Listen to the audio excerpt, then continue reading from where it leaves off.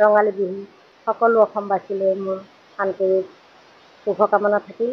লগতে বিহালীবাসী আৰু বৰগাং গাঁও পঞ্চায়তৰ বৰগাং ZPC সমূহ কৰ্মকৰ্তা আমাৰ কংগ্ৰেছৰ সকলোলৈকে লগতে ভোটাৰসকললৈ মই নমস্কাৰ আৰু ওলগ জনাম। মই বহুত বছৰ আগৰ পৰাই মই সাহিত্য চৰ্চা কৰিছিলোঁ।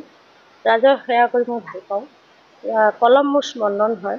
গতিকে মই সাহিত্য চৰ্চাৰ মাজেৰে সমান্তৰালভাৱে বৰ্তমান যিহেতু ৰাইজে মোক সজোৰে ধৰিছে, প্ৰদেশ কংগ্ৰেছৰ সভাপতি মহোদয় আৰু আমাৰ জিলাৰ সভাপতি মহোদয়, সাংসদ গৌৰৱ গগৈ ডাঙৰীয়া, সকলোকে মই সন্মান জনাই আমাৰ বৰগাং বিশ্বনাথ জিলাৰ বিভিন্ন বিষয়বাবত থকা সকলো প্ৰদেশ কংগ্ৰেছৰ বিষয়বাবলৈ মই ধন্যবাদ জ্ঞাপন কৰিছোঁ। তেখেতসকলে যে মোক এই ইমান এটা পদবীত মোক প্ৰতিদ্বন্দ্বিতা কৰিবলৈ মনোনীত কৰিলে, তেখেতসকললৈ মই আন্তৰিক ধন্যবাদ থাকিল।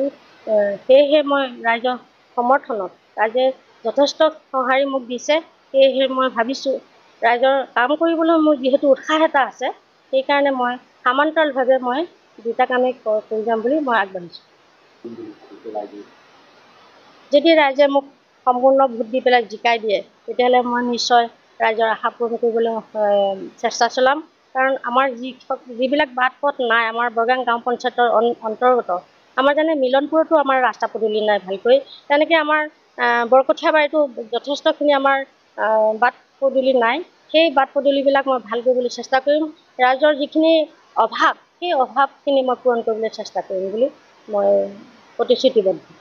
ক্ষেত্ৰত মই সদায় এটা কথা ভাবোঁ, মই নিজে সদায় আগবাঢ়ি যাবলৈ চেষ্টা কৰোঁ আৰু তেনেধৰণে মই ৰণকৌশল প্ৰস্তুত কৰিছোঁ যে মই সদায় নিজক মানে আগবঢ়াই যাবলৈ যিখিনি ৰণকৌশল লাগে, সেইখিনিকে মই প্ৰয়োগ কৰিম বুলি মই ভাবিছোঁ।